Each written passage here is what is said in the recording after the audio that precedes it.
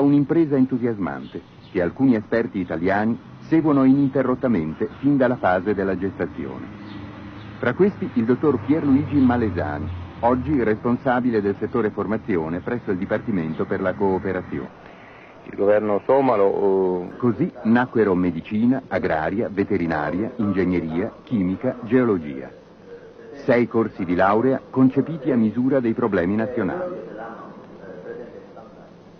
Chiese ai suoi principali amici, ai vari paesi, una collaborazione per la realizzazione di questo progetto. Un esempio di questo è che la facoltà di medicina per i primi anni fu una facoltà che si sviluppò, caso unico nel mondo, in soli 4 anni. Dei laureati, dei medici nel paese era talmente forte, era talmente drammatica, che il problema era quello di fornire al più presto possibile dei quadri medici da poter inserire nel contesto sanitario del paese.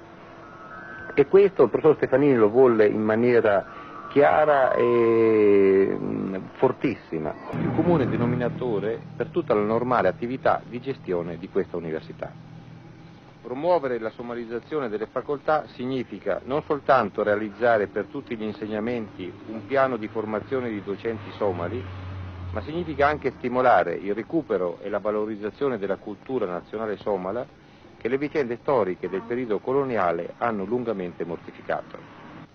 I piani di studio delle diverse facoltà sono stati infatti immaginati per rispondere alle esigenze individuate dalla Somalia e sono quindi in genere diversi, anche in notevole misura, da quelli delle corrispondenti facoltà italiane.